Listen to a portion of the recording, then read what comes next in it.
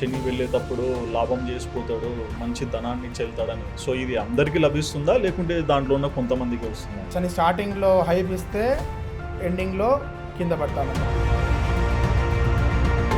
సర్పదోషం ఉంది అంటే దాని తీవ్రత పెరిగిందంటే స్వప్నంలో పాము కనిపించదు. ఉగాదికి ఇలాంటి గడియలు ఉంటాయి, నీకు ఇంత యోగం ఉంది, ఇంత అవమానం ఉంది, ఇట్లాంటివన్నీ ఎలా చెప్తారు? అంటే రవి సూర్యగ్రహం తీసుకుంటే సూర్యుడు ప్రతి రాశిలో 30 రోజుల పాటు సంచరిస్తుంటాడు.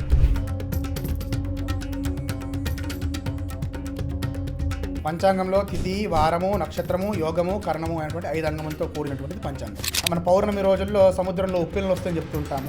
అంటే చంద్రుడు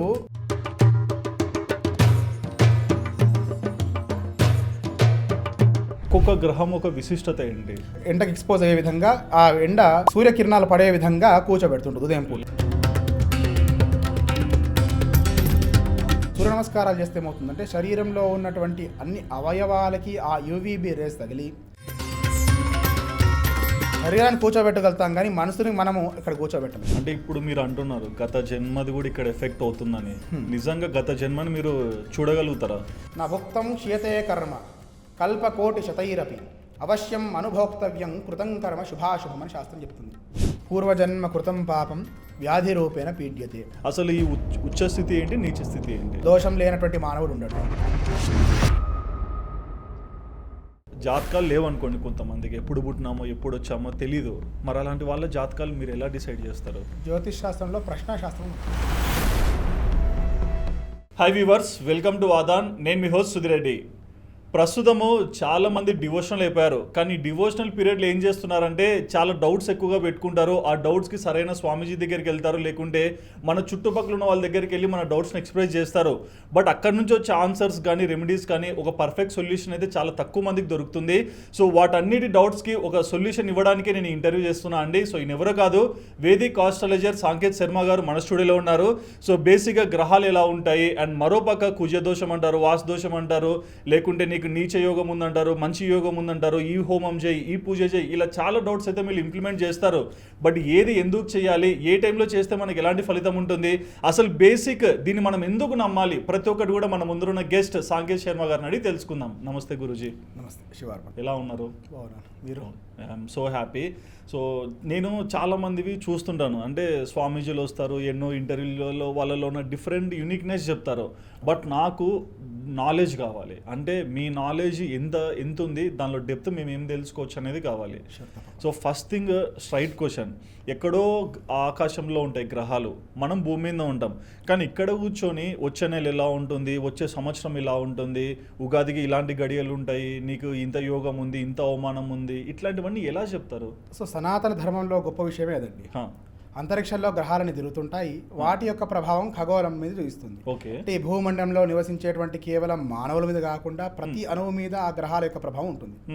ఈ సనాతన ధర్మంలో గొప్ప విషయం ఏంటంటే ఋషులు పూర్వకాలంలో తపోఫలము చేత నవగ్రహాల్ని గుర్తించడం, వాటి యొక్క కక్షలో ఎన్ని రోజులు గోచరిస్తాయో, ఒక గ్రహము యొక్క సనాతన ధర్మంలో గొప్ప విషయమే అదండి. మన వాళ్ళు పంచాంగము అని వింటుంటాం. పంచాంగంలో తిథి, వారము, నక్షత్రము, యోగము, కరణము అనేటువంటి 5 అంగములతో కూడినటువంటిది పంచాంగం. ఈ పంచాంగం ఏం సూచిస్తుందంటే అంతరిక్షంలో జరిగేటువంటి మార్పులని భూమండలం మీద ప్రభావం ఈ విధంగా చూపిస్తుంది. కేవలం మనుషుల మీదనే కాదు, భూమండలంలో జరిగేటువంటి ప్రతి అణువున జరిగేటువంటి మార్పుకి గల కారణం ఖగోళంలో జరిగేటువంటి అంతరిక్షంలో తిరిగేటువంటి గ్రహాల యొక్క ప్రభావం భూమండలం మీద ప్రసరించడం. ఉదాహరణకు చెప్పాలంటే మనం 9 గ్రహాలుగా చెప్తుంటాం, నవగ్రహాల యొక్క ప్రభావం. సూర్యుడు ఉన్నాడు. సూర్యుడు మనం అంతరిక్షం అంతా కూడా 360 డిగ్రీలు తీసుకుంటాం. సో 12 రాశులుగా విభజన చేసాం. సో 300ని 12గా విభజిస్తే ప్రతి ఒక గృహం అంటే ప్రతి ఒక్క రాశి 30 డిగ్రీలు వస్తుంది మనకి. అట్లా మేషం నుంచి మొదలుకొని మీనం వరకు 12 రాశులు ఉన్నాయి మనకి. మేషంలో అంటే రవి సూర్యగ్రహం తీసుకుంటే సూర్యుడు ప్రతి రాశిలో 30 రోజుల పాటు సంచరిస్తుంటాడు. అట్లా 30 రోజులు ఇంటూ 12 రాశులు మనకి సూర్యుని ద్వారా సంవత్సర కాలం ఏర్పడుతుంది. అట్లాగా చంద్రుడు ఉన్నాడు. చంద్రుడు ప్రతి రాశిలో 2.5 రోజులు సంచరిస్తుంటాడు. అట్లా 12 రాశులు పూర్తి చేసేసరికి ఒక మాసం ఏర్పడుతుంది. చంద్రుని ద్వారా మాసము, సూర్యుని ద్వారా సంవత్సర కాలం ఏర్పడుతుంది. ఇట్లాగా ఒక్కొక్క గ్రహం వాటి యొక్క తీవ్రత బట్టి ఆ కక్షలో ఎంత ప్రమాణంలో ఎంత వేగంతో, అలా నవగ్రహాల్లో ప్రతి గ్రహం యొక్క అంతరిక్షంలో జరిగేటువంటి గ్రహాల యొక్క కదలికల బట్టి భూమండలం మీద మార్పులు సంభవిస్తుంటాయి. ఓకే, ఉదాహరణకు చూస్తుంటాం మన పౌర్ణమి రోజుల్లో సముద్రంలో ఉప్పెనలు వస్తాయని చెప్తుంటాము. అంటే చంద్రుడు సంపూర్ణంగా భూమి మీద ఉండేటువంటి జలానికి కారకుడు. అట్లాగే నవగ్రహాల యొక్క ప్రభావం కేవలం మనిషి మీదనే కాకుండా అంటే ఈ సీజన్లలో మార్పులు కావచ్చు, ఈ ఉత్తరాయణం దక్షిణాయనం కావచ్చు, ఇవన్నీ మార్పులు అంతరిక్షంలో ఉండేటువంటి గ్రహాల యొక్క కదలికల వల్లనే జరుగుతుంటాయి. ఓకే, దాన్ని మన వాళ్ళు పంచాంగ రూపంలో ఆ గ్రహాల యొక్క కదలికల్ని ఆధారం చేసుకొని తిథి, వారము, నక్షత్రము, యోగము, కరణము అని ఇలాంటివన్నీ కూడా నిర్ణయం చేసి ఆ ప్రభావం మనిషికి ఎంతవరకు ఉపయోగపడుతుంది, దాన్ని తీసుకొని ఉన్నటువంటి స్థితిని పాజిటివ్గా ఏ విధంగా మార్చుకోవాలి, సన్మార్గంలో వెళ్ళడానికి ఎంతవరకు ఉపయోగపడుతుందో ఈ పంచాంగ ముఖంగా చెప్తూ ఉంటారు. ఇప్పుడు ఇన్ని గ్రహాలు ఉన్నాయి, రాసులు ఉంటాయి. సో ఈ ఒక్కొక్క గ్రహం ఒక విశిష్టత ఏంటి? ముందుగా సూర్యగ్రహం మనకు భూమి నుంచి ప్రత్యక్షంగా కనిపించేటువంటి గ్రహం సూర్యుడు. మన నవగ్రహాల్లో 9 గ్రహాలు ఉంటాయి. మనము ప్రధానంగా సనాతన ధర్మంలో జ్యోతిష్ శాస్త్రం ప్రకారంగా 9 గ్రహాలని ప్రభావం చెప్తుంటాం. ఓకే, అట్లాగా ముందు రవి, ఆదిత్యుడు, సూర్యుడు అంటుంటాం. భూమి మీద నుంచి కనిపించేటువంటి ప్రత్యక్ష గ్రహం ఏమైనా ఉందంటే మొదటిది సూర్యుడు. ఓకే, సూర్యుడు చాలా ప్రకాశవంతుడు మనం చూస్తుంటాం. సూర్యుడు ఏం చేస్తాడంటే వ్యక్తిగత జాతకంలో అధికారాన్ని, సెల్ఫ్ రెస్పెక్ట్ అని, ఈగోని, అడ్మినిస్ట్రేషన్ స్కిల్స్ని ఇవన్నీ అనుగ్రహిస్తుంటాడు. సోల్ అంటే ఆత్మకారకుడు రవి. ఓకే, అట్లాగా రవి యొక్క ప్రభావం సంపూర్ణంగా ఉందనుకోండి, జాతకుడు ఆరోగ్యంగా ఉండడం. మనం ఇంకా ఉదాహరణ చెప్పాలంటే చిన్నపిల్లలు చూస్తుంటాం. చిన్నప్పుడు ఏం చేస్తారంటే పుట్టగానే 3-4 నెలలు అవగానే తల్లి శిశువుని తీసుకొచ్చి ఎండకి ఎక్స్పోజ్ అయ్యే విధంగా ఆ ఎండ సూర్యకిరణాలు పడే విధంగా కూర్చోబెడుతుంటుంది ఉదయం పూట. Vitamin D. సో సూర్యుని ద్వారా ఏమొస్తుందంటే యూవీబీ రేస్ వస్తుంటాయి. దాని ద్వారా ఆరోగ్యం భాస్కరాదిచ్చేదని ప్రమాణం. ఆరోగ్యకారకుడు ఎవరు అంటే రవిగ్రహం. అందుకే మనం చెప్తాము సూర్య నమస్కారాలు చేస్తే సూర్యుని యొక్క అనుగ్రహం కలుగుతుంది అని. సూర్య నమస్కారాలు చేస్తే ఏమవుతుందంటే శరీరంలో ఉన్నటువంటి అన్ని అవయవాలకి ఆ యూవీబీ రేస్ తగిలి శరీరంలో ఉత్తేజపరిచేటువంటి ఉత్సాహం ఒకటి వస్తుంది, కాన్ఫిడెన్స్ బిల్డ్ అవుతుంది. అట్లాగా సూర్యుడు ఆత్మకారకైనప్పుడు మన చిత్తం సరిగ్గా ఉంటుంది. అట్లాగా ఆరోగ్యకారకుడు రవిగ్రహం. ఇక రెండో గ్రహానికి వస్తే చంద్రుడు. చంద్రమా మనసో జాతః అని చెప్తారు. చంద్రుడు మనఃకారకుడు. చంద్రుడు మనం గమనిస్తే అంతరిక్షంలో స్థిరంగా కనిపించాడు, ఎప్పుడు కదులుతూనే ఉంటాడు. అట్లాగా మన మనసు కూడా మనం ఇక్కడే కూర్చొని ఉంటాం, ఎక్కడో ఉన్నటువంటి ఏదో విషయంపై మనసు చంచలంగా ఆలోచిస్తూ ఉంటుంది. శరీరాన్ని కూర్చోబెట్టగలుగుతాం కానీ మనసుని మనము ఇక్కడ కూర్చోబెట్టలేము, కంట్రోల్ చేయలేము. సో ఎమోషన్స్కి, ఈ మాతృకారకత్వానికి తండ్రి కారకత్వం సూర్యుడైతే మాతృకారకత్వం చంద్రుడిది. ఈ ఎమోషన్స్కి, ఈ ఎమోషనల్ ఇంబ్యాలెన్సెస్కి ఇవన్నీ కూడా చంద్రుడు కారకత్వం వహిస్తుంటాడు. మనం చూస్తుంటాం మానసిక స్థితి కూడా అమావాస్య నుంచి పౌర్ణమిలాగా ఓలకుంటే పౌర్ణమి నుంచి అమావాస్య ఓలాగా ఉంటుంది. మనం బాగా వింటుంటాం, బాగా ఎమోషన్ ఏమండి ఆ పౌర్ణమి సమయంలో, అమావాస్య సమయంలో బాగా ఎమోషన్ అయ్యామని చెప్తుంటాం. ఆ చంద్రుని యొక్క ప్రభావం క్షయవృద్ధుల చేత మానసిక స్థితి మనిషికి కూడా మారుతుంటుంది. ఆ జాతకంలో ఆయా స్థానాల బట్టి ఎమోషన్ అవ్వడమా, కొన్నిసార్లు కొన్ని సందర్భంలో వాళ్ళు బాగా విరవీగిపోవడమా, కొన్ని సందర్భంలో బాగా ప్రశాంతంగా మారిపోయి ఏం తోయకుండా స్ట్రెస్ లాంటివి అనుభవించడమా జరుగుతుంటాయి.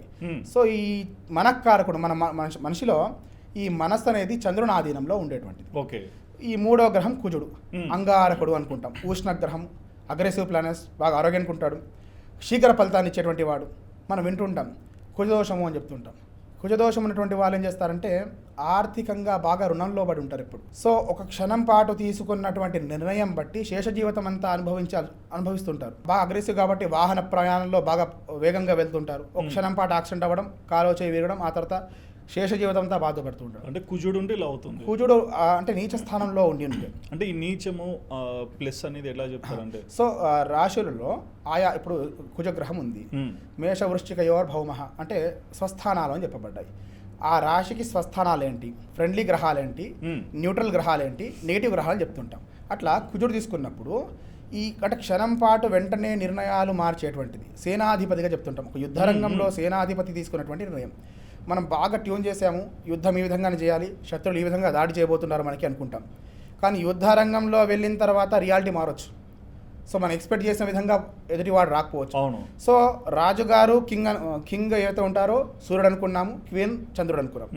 సేనాధిపతి కుజుడు. ఇక్కడ తన నిర్ణయం సరిగా లేకపోతే ఈ రాజ్యం పోతుంది. సో తనేం చేయాలి, ఆ సమయానికి తగినటువంటి నిర్ణయం తీసుకోగలగాలి. సో ఇన్స్టాంట్ గా నిర్ణయాలు మార్చుకునేటువంటి గ్రహం కుజుడు అని చెప్పుకోవచ్చు. సో అది కుజదోషం ఉన్నటువంటి వాళ్ళకి ఏమవుతుంది, ఆ నిర్ణయం అనేది సరైన మార్గంలో లేకుండా వేరే మార్గంలో వెళ్ళి, అంటే దానికి భిన్నంగా పోయి దాని ద్వారా రుణగ్రస్తులు అవ్వడం, బాగా అప్పులు చేస్తూ ఉండడం, లేదా వేగంగా వెళ్ళి ప్రాణాలు తీసుకునేటువంటి సందర్భం కావచ్చు, చేతులు లాంటివి కోసుకోవడం, అంటే రక్తం కంట చూసేటువంటి పనులు చేయడం, ఇవన్నీ కూడా కుజగ్రహ సంబంధించినటువంటి ప్రభావాలు. ఇంకా పాజిటివ్కి వస్తే బాగా ఆర్థిక సమృద్ధి కలగడం, శరీరం అంతా ఆరోగ్యంగా, అంటే హైపర్ యాక్టివ్నెస్ ఉండడం, మమ్మల్ని ఉత్తేజపరిచి బాగా యాక్టివ్గా ఉంచేటువంటి గ్రహం కుజుడు అని చెప్పుకోవచ్చు. బాగా హైపర్ యాక్టివ్నెస్ ఇస్తాడు, కార్యసాధక దీక్షలు ఇస్తుంటాడు, కార్యాన్ని సాధించేటువంటి యోగాన్ని ప్రసాదించేటువంటి వాడు కుజుడు. ఆయా స్థానాల్లో పడ్డప్పుడు, ఎటువంటి స్థానాలు అంటే ధనవేయేచ పాతాలే జామిత్రే అష్టమే కుజే అన్నారు. ధనస్థానం అంటే ద్వితీయంలో ఉన్నప్పుడు, చతుర్థ భావంలో ఉన్నప్పుడు, అష్టమ భావంలో ఉన్నప్పుడు, వ్యయభావం అంటే 12th హౌస్లో ఉన్నప్పుడు కుజుడు దోషంగా పరిగణింపబడతాడు. ఇవి పూర్వజన్మల్లో ఎవరి దగ్గరైనా రుణం తీసుకొని సకాలంలో చెల్లించకున్నా, ఆ రుణం తీర్చకుండా ఈ శరీరం వదిలిపెట్టినా, ఇవన్నీ కూడా అంటే రుణాలంటే కేవలం ఆర్థిక రుణాలే కాకుండా భార్యాభర్తల మధ్య అనుబంధం ఉంటుందో రుణం అని చెప్పుకుంటుంటాం మనం. ఇటువంటివన్నీ కూడా రుణం తీర్చుకునేటువంటి సందర్భంలో ఏమవుతుంది అంటే ఈ జన్మలో ఆ హౌస్ పాడవుతుంది, సెకండ్ హౌస్లో వచ్చింది. సో కుటుంబంలో పూర్వకాలంలో మనం అంటే గత జన్మలో ఇబ్బందులు పెట్టి ఉన్నా, కుటుంబ సౌఖ్యం లోపించే పనులు చేసిన, ఇవన్నీ కూడా ఈ సమయంలో ద్వితీయ స్థానంలో పడి ఈ జన్మలో కుటుంబాన్ని పాడు చేసేటువంటివి ఉంటాయి. అంటే ఇప్పుడు మీరు అంటున్నారు గత జన్మది కూడా ఇక్కడ ఎఫెక్ట్ అవుతుందని, నిజంగా గత జన్మని మీరు చూడగలుగుతారా? అంతరిక్షంలో గ్రహాల యొక్క కదలికల్ని మనం ఏం చేస్తామంటే ఒక చార్ట్ రూపంలో డివైడ్ చేసి దాన్ని ఇక్కడ చూపిస్తుంటాం మనం. సో 12 రాశులు, 360 డిగ్రీలు, 12 రాశులు, ఆ 12 రాశుల్లో నవగ్రహాల కలయిక. బాగా అర్థం చేసుకుంటే 360 డిగ్రీస్ చార్ట్, దాంట్లో 12 రాశులు, 9 గ్రహాలు, ఇంతే. దీన్ని బట్టి జీవితము, జీవితానంతరం, పూర్వ జీవితం కూడా చెప్పవచ్చు. చెప్పేటువంటి విధానంలో ఏముంటుందంటే మన పూర్వీకులు అందించినటువంటి అనేక శాస్త్రాలు చెప్పబడ్డాయి. జ్యోతిష్ శాస్త్రంలో సంహితలు కావచ్చు, హోరా శాస్త్రాలు కావచ్చు. దీని ఆధారం చేసుకొని లగ్నం చెప్తాం, ఫస్ట్ హౌస్ ఉంటుంది, శరీరాన్ని సూచిస్తుంది. ద్వితీయం ఉంటుంది, ధనాన్ని, వాక్కుని చెప్తుంటుంది.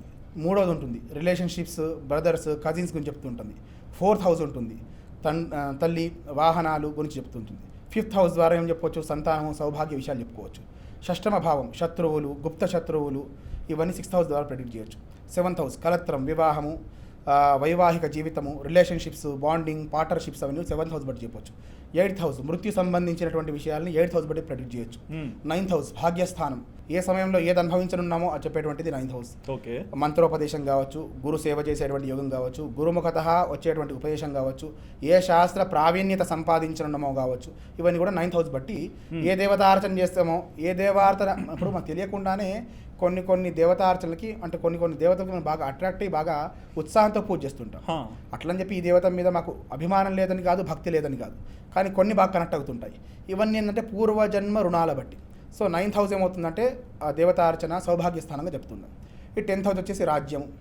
రాజ్యం అంటే కేవలం పొలిటికల్గా ఈ రాష్ట్రము రాజ్యం అని కాకుండా మనం వర్క్ ప్లేస్ కావచ్చు, మనం చేసేటువంటి వ్యవహారం ఎక్కడైతే మనం వర్క్ చేస్తామో ఆ ప్రదేశాన్ని చెప్తున్నాం. ఈ 11th హౌస్ లాభస్థానం అని చెప్తుంది. 12th హౌస్ వ్యయభావం అని చెప్తుంది. వ్యయభావం అంటే హౌస్ ఆఫ్ ఎక్స్పెన్సెస్ అని చెప్తుంటాం. సో ఈ 12 రాశి, ఈ 12 గృహాల్లో, భావాలలో 9 గ్రహాల యొక్క సంచారం, వీటి యొక్క కాంబినేషన్స్ బట్టి గత జన్మలో చేసినటువంటి ఏ పాపం చేత, ఏ పుణ్యం చేత ఈ జీవితం పొందాము, అది కుండలి చెప్పగలుగుతుంది. సో ఉదాహరణకు చెప్దాము, మనము జాతకంలో కుజుడు విషయం మాట్లాడుతున్నాం కనుక కుజుడు వ్యయభావంలో పడి ఉన్నాడు. సో అర్థం ఏంటి అంటే ఎవరి దగ్గర డబ్బులు తీసుకొని అది తీర్చకుండా శరీరాన్ని వదిలిపించడం. సో ఏమవుతుందంటే ఆ రుణాన్ని తీర్చుకోవాలి కదా. నా భుక్తం క్షీతే కర్మ కల్పకోటి శతైరపి అవశ్యం అనుభోక్తవ్యం కృతం కర్మ శుభాశుభం అని శాస్త్రం చెప్తుంది. కర్మ చేశాము, అది ఎవరు అనుభవించాలి? మనమే అనుభవించాలి. దానికి తగినటువంటి శరీరం ఉండాలి. ఇప్పుడు జంతువునాం నరజన్మ దుర్లభం చెప్తాం. అనేక జీవరాశుల తర్వాత దొరికేటువంటిది, దుర్లభంగా దొరికేటువంటి జన్మ మానవ జన్మ. ఈ జన్మలో ఇప్పుడు రుణం తీసుకున్నాం మీ దగ్గర, నేను తీర్చలేదనుకుందాం. తీర్చినప్పుడు శరీరం వదిలిపెట్టినప్పుడు తీర్చుకోవాలంటే తర్వాత జన్మలో మీకు ఏదో జీవం వచ్చినప్పుడు, ఉదాహరణకి ఒక వ్యక్తి రుణం తీసుకున్నాడు, తీర్చలేక శరీరం వదిలిపెట్టాడు. సో ఆ కర్మ ఎవరు తీర్చాలి? ఆ కర్మ అనుభవించాలి కదా. ఆ కర్మ అనుభవించాలంటే ఏమవుతుంది అంటే తర్వాత తీర్చవలసినటువంటి వ్యక్తికి తాను శరీరం పొందినటువంటి వాడై తాను కూడా అదే శరీరం ధరించినప్పుడు ఏదో రూపంలో ఆ ద్రవ్యం ఆ రూపంలో వెళ్ళిపోతుంది. లేదు, మనం చూస్తుంటాం చూడండి, మన దగ్గర పెంచి పోషించేటువంటి పశుపక్షాదులు కావచ్చు, ఎక్కడో ఉంటుంది, ఎక్కడో పెరుగుతుంది, మనకు తెలియదు. మనం తీసుకొచ్చి దాన్ని సేవ చేస్తుంటాం. అనారోగ్యంగా ఉందంటే దాని వెంబడి మనం హాస్పిటల్ తిరుగుతుంటాం. ఎందుకు ఆ సేవ చేయాల్సినటువంటి అవకాశం మనకి? అంటే ఏదో రుణం ఉంది కాబట్టి రుణం తీర్చుకునేటువంటి సందర్భం. రుణానుబంధ రూపేణ పశుపత్ని సుతాలయ అంటారు. రుణానుబంధ రూపంలోనే మనకు దొరికేటువంటి ధర్మపత్ని కావచ్చు, భర్త కావచ్చు, మనం పెంచి పోషించేటువంటి పశు పక్షాదులు కావచ్చు, లేదా సుతాలయ మనం కడుపున జన్మించేటువంటి సంతానం కావచ్చు. ఇవన్నీ కూడా పూర్వజన్మ రుణముల చేత ఏర్పడుతుంది. ఒకవేళ రుణం తీరిపోయింది అనుకుందాం, ఏమవుతుంది అంటే రుణం తీరిపోయినటువంటి వ్యక్తి శరీరం వదిలిపెట్టడం. కేవలం ఒక రుణంతోనే ఈ శరీరం ఏర్పడదు, అనేక రకమైనటువంటి రుణాలతో ఈ శరీరం ఏర్పడుతుంది. మానవ శరీరం ధరిస్తాం. ఉదాహరణకి ఇంకా అలౌకికంగా చెప్పుకోవాలనుకుంటే, ఇద్దరు ఫ్రెండ్స్ ఉంటారు, 10 సంవత్సరాలు బాగుంటారు, 11వ సంవత్సరం వాడికి వీడికి ఉన్నటువంటి రుణం తీరిపోయింది అనుకుందాం. సో ఏమవుతుంది, శరీరమే వదిలిపెట్టాలని లేదు, వీడు ఉద్యోగరీత్యా ఇంకో ప్రదేశం వెళ్ళిపోవడమా, వీడు ఇంకో దగ్గర ఉండిపోవడమా, ఆ మధ్యలో గ్యాప్ రావడం. సో దానివల్ల అట్లా కూడా గ్యాప్ వచ్చు. రుణం ఉన్న సందర్భంలో కలిసి ఉండేటువంటి సందర్భాలు, ఒకరికొకరు సేవ చేసుకోవడం కావచ్చు, మనం పశుపక్షాదులు కూడా సేవ చేస్తుంటాం. సో భూతదయ కలుగుతుంది రుణం ఉంటే. ఇవన్నీ కూడా రుణానుబంధ రూపంలో జరిగేటువంటి. ఇప్పుడు కుజుడిని బట్టి వీడికి పెళ్ళి అవుతుందా పెళ్ళి అవ్వదా ఇట్లాంటివి డిసైడ్ చేస్తారు. సో ఈ కుజుడు నీచంలో ఉంటే పెళ్లి కాదు, ఎంత ట్రై చేసినా ఇట్లా అంటారు కదా. సో ఏంటి అంటే ఇన్ కేస్ నీచంగా ఉండి పెళ్లి చేసుకుంటే ఏమవుతుంది, అసలు ఈ ఉచ్చ స్థితి ఏంటి, నీచ స్థితి ఏంటి? ఇక్కడ కుజదోషం అంటగానే ఒక రకమైనటువంటి ఫోబియా క్రియేట్ చేశారు. ఎగ్జాక్ట్లీ. సో కుజదోషం ఉంటే చెప్పుకున్న రుణం ఉంటుంది. సో ఈ దుష్ట స్థానాల్లో ఉంటే, నీచ స్థానాల్లో పడితే ఏమవుతుందంటే, కుజుడికి తొందరపాటు ఎక్కువ ఉన్నటువంటి గ్రహం, అగ్రెసివ్ గ్రహం చెప్పుకున్నాం. తొందరపడి నిర్ణయాలు తీసుకొని దాంపత్యంలో ఇబ్బందులు పడతారు అర్థం. ఓకే. సో దాంట్లో ఇంకో పక్షం చెప్తుంటారు, ఏమిటి, కుజదోషం ఉన్నటువంటి ఇద్దరికి చేస్తే ఆ దోషం పరిహారం అవుతుంది అని చెప్తారు. కుజదోషం ఉన్న వాళ్ళనే చేసుకోమంటారు. అలాగా ఇద్దరు జాతకంలో కుజదోషం ఉందనుకుందాం, ఆ ఫ్రీక్వెన్సీ మ్యాచ్ అవుతుంది అక్కడ. సో అక్కడేదో ఇబ్బంది పడతారని కాదు, కుజదోషమైన వాళ్ళు పెళ్లి చేసుకోవద్దని కాదు, సహజంగా చాలా అందరు రుణంతో వచ్చినటువంటి వాళ్ళమే భూమి మీద. సో దోషం లేనటువంటి మానవుడు ఉండడు. ఉండే ఏదో హిమాలయాల్లో తపస్సు చేసుకుంటూ ఉంటాడు. ఈ లౌకిక విషయాల్లో ఉండేటువంటి సంసారిక జీవితంలో ఉండేటువంటి సందర్భాలు చాలా తక్కువ. కనుక ఇద్దరు రాక్షసులు ఉన్నారు అనుకుందాం, మైత్రి కుదురుతుంది. ఒక మంచివాడికి రాక్షసుడికి మైత్రి చేస్తే కుదరదు, వీడి పీడంతా వీడి మీద పడుతుంటుంది. ఇద్దరు మంచివాడికి కలిసి ఉండగలుగుతారు, ఒక చెడ్డవాడు మంచివాడు కలిసి ఉండలేరు. సో ఏమవుతుందంటే కలిసి ఉంటారేమో కానీ మంచివాడిపై చెడ్డవాడి ప్రభావం అధికంగా అవుతుంది, ఆ పీడంతా వీడు అనుభవించాల్సి వస్తుంది. సో కుజదోషం ఉన్నప్పుడు వెంటనే నిర్ణయాలు తీసుకోవడం, నిర్ణయాలు మార్చుకోవడం. సో దానివల్ల భర్త జాతకంలో ఉంటే భార్యకి, భార్య జాతకంలో ఉంటే భర్తకి ప్రభావం చేస్తుందని చెప్తారు. సో అట్లా ఇద్దరికి కుజదోషం ఉన్న పక్షాన, ఇప్పుడు ఫస్ట్ హౌస్లో ఒకరికి ఉండి 7th హౌస్లో ఇంకొకరు ఉందనుకోండి, ఆ ఫ్రీక్వెన్సీ మ్యాచ్ అవుతుంది. సో మ్యాచ్ అయినప్పుడు అంటే ప్రత్యేకంగా ఆ ప్రభావం తగ్గిపోతుంది. సో ఇద్దరు రాక్షసులను జత చేస్తే ఏమవుతుంది, ఇద్దరు ప్రశాంతంగా ఉంటారు, వాళ్ళ వల్ల ఇంకోటి ఇబ్బంది పడతారేమో అని వాళ్ళ మట్టుకు వాళ్ళు క్షేమంగా ఉండగలుగుతారు. సో కుజదోషం అంటే పెళ్ళిళ్ళు కావని కాదు, ఆలస్యం అవగాను తీసుకునేటువంటి వాడు ఎవరైతే నేటివ్ ఉంటాడో, జాతకుడు ఉంటాడో, నిర్ణయాలు స్థిరంగా తీసుకోడు.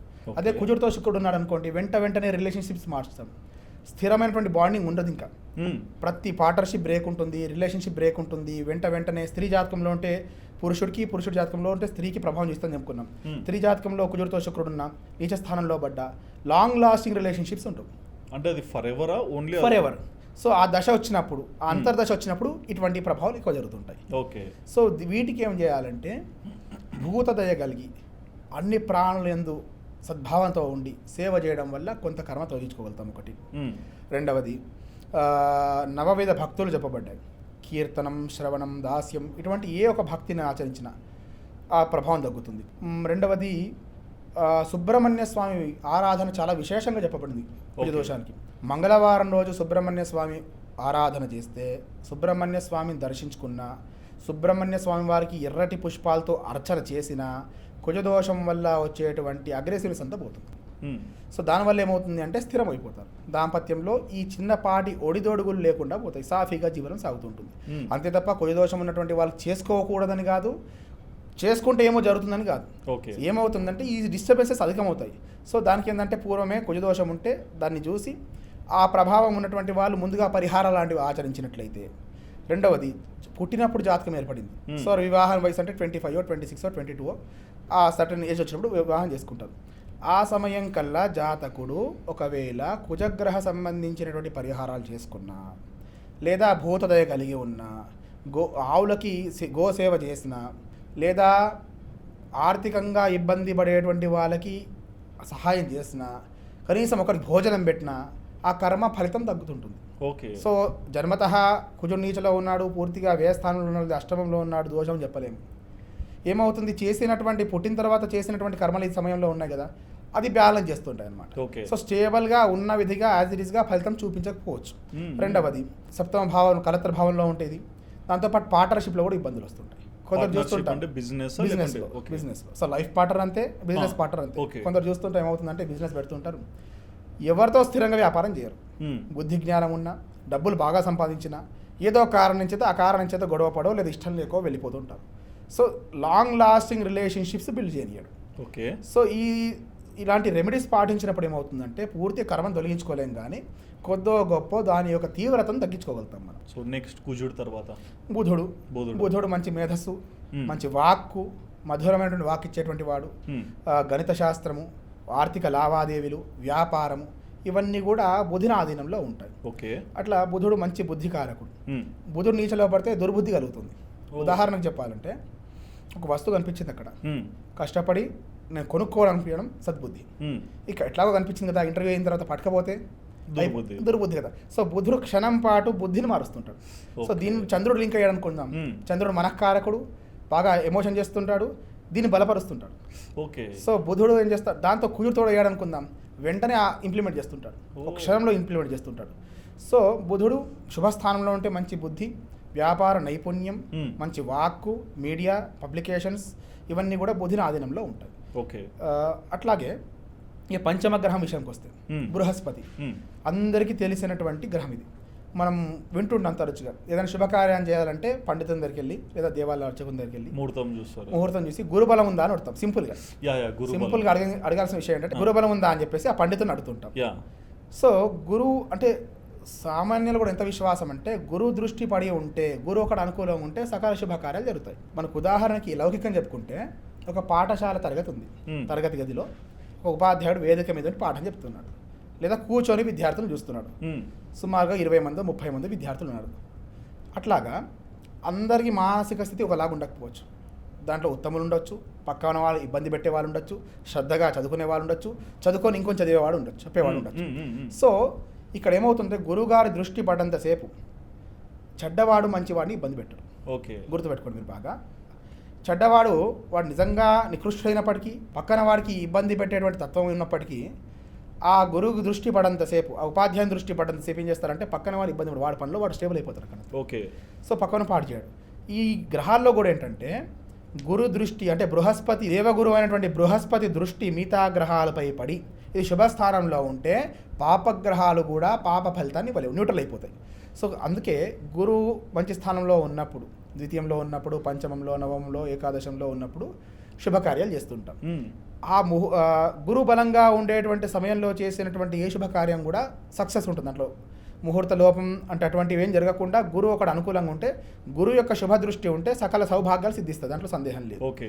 అట్లా మేధాశక్తి కారకుడు గురువు ఒకవేళ జాతకంలో అనుకూలంగా లేకపోతే విద్యా దశలో ఇబ్బంది పడడం, విద్య సరిగా సాగకపోవడం, లేదా మంచి మేధస్సు లేకపోవడం, విచక్షణ లేకపోవడం, ఇటువంటివి కూడా నెగిటివ్ జరుగుతుంటాయి. ఇవి ఎందుకు జరుగుతాయంటే పూర్వజన్మల్లో గురు సమూలైనటువంటి వారిని నిందించడం, లేదా వారి గౌరవించకపోవడం, గురువుల యొక్క ద్రవ్యాన్ని అపహరించుకోవడం, దానివల్ల ఏమవుతుందంటే ఆ రుణాన్ని ఈ జన్మలో తీర్చుకుంటారు. ఈ నెగిటివ్ రాశిలో కావచ్చు, నీచ స్థితిలో గురు యొక్క సంచారం ఈ జన్మలో కుండలి చూపిస్తుంది అనమాట. అనుకూలంగా ఉంటే మంచి మేధాశక్తి, పండితుడు, PhD లెవెల్ చదువుకునేటువంటి యోగం కలగజేస్తాడు, శాస్త్ర ప్రావీణ్యత ఇవ్వగలుగుతాడు బృహస్పతి. ఓకే. అట్లాగా గురు ఒక జాతకంలో అనుకూలంగా ఉంటే మిగతా 8 గ్రహాలని కంట్రోల్ చేసేటువంటి కెపాసిటీ ఆ బృహస్పతికి ఉంటుంది. అండ్ నెక్స్ట్ శుక్రుడు ఎలా ఉంటారు? శుక్రుడు లగ్జరీస్గా మనం వింటుంటాం, శుక్ర మహాదశ పట్టింది వాడికి. సో సింపుల్గా ఏంటంటే అనుభవించే యోగం కలగడం. ఇప్పుడు ఆ సమయానికి వస్తారు, ఎవరో వచ్చి ప్రయాణం చేస్తున్నాము, నడుచుకుంటూ పెడుతున్నాడు ఒకడు. ఆ సమయంలో ఎవడో వచ్చి లగ్జరీ కార్ వచ్చి, తెలిసిన మిత్రుడు ఎవరు వచ్చి నేను ఫలానా చోట వెళ్తున్నాను దింపేస్తా అని చెప్పడం. ఓకే. సో వాడు వెళ్ళేటువంటి మార్గంలో ఆ సమయంలో వాడిదా కాదా అని ద్రవ్యం కాదు, అనుభవించే యోగం వాడు కలిగింది. సో శుక్రుడు మంచి లలిత కళ పట్ల ఆసక్తి కలగజేయడం, లలిత కళలో ప్రావీణ్యత ఇవ్వడం, మంచి అందం ఇవ్వడం, ఐశ్వర్యాన్ని ప్రసాదించడం, విశేషమైనటువంటి ఆదాయాన్ని కలుగజేయడం, దాంతోపాటు అనుకూలమైనటువంటి ధర్మపత్ని అంటే దంపతుల మధ్య మంచి బాండింగ్ కలిగి ఉండడం, లాంగ్ లాస్టింగ్ రిలేషన్షిప్స్ ఉండడం, అన్యోన్యంగా ఉండడం, ఇవన్నీ కూడా శుక్రుడు బలంగా ఉంటే జరుగుతుంటాయి. Okay. ఒకవేళ శుక్రుడు బలహీనపడితే ఏమవుతుంది అంటే ఈ దాంపత్యంలో ఇబ్బందులు, మన కుజుడు చెప్పుకున్నట్టుగా కుజుడు శుక్రుడు తోడయ్యారనుకోండి వెంటనే డిపార్ట్ అవ్వడం కావచ్చు. సో లాంగ్ లాస్టింగ్ ఏమి ఉండవు అనమాట. సో శుక్రుడు కలత్రకారకుడు అని చెప్పుకుంటాం. అంటే చక్కగా అన్యోన్యంగా దాంపత్యాన్ని, సకల కళల్ని, లగ్జరియస్ లైఫ్ని, వాహన సౌఖ్యాన్ని, మంచి వర్చస్సుని, సమాజంలో గౌరవ మర్యాదలు కలిగించే విధంగా మనం ఎదిగేటువంటి తత్వాన్ని ఇచ్చేటువంటి గ్రహం శుక్రగ్రహం. శుక్రుడు అయిపోయారు, కానీ చాలామంది ఒక టైం పీరియడ్లో చాలా టెన్షన్ పడుతుంటారు. అష్టమ శని, శని మహాదశ, 7.5 అంటారు. అసలు శని అనే ప్లానెట్ ఏంటి, దాని ప్రభావం ఎలా ఉంటుంది? ఈ నవగ్రహాల్లో ఏ ఒక్క గ్రహం తెలియకున్నా అందరికి సుపరిచితమైన గ్రహం శనైశ్చరుడు. ఎగ్జాక్ట్లీ. శనైశ్చర అంటే మందగమనం చేసేవాడని అర్థం. ఓకే. మనం ఇనిషియల్గా చెప్పుకున్నాం స్టార్టింగ్లో ఏమని, సూర్యుడు ఒక రాశిలో ఒక నెల పాటు సంచారం చేస్తుంటాడు. అట్లా 12 రాశులకి 12 నెలలు ఏర్పడుతుంది, సంవత్సర కాలం పూర్తవుతుంది. అట్లాగా చంద్రుడు ప్రతి 2.5 రోజులకి ఒక రాశి మారుతుంటాడు.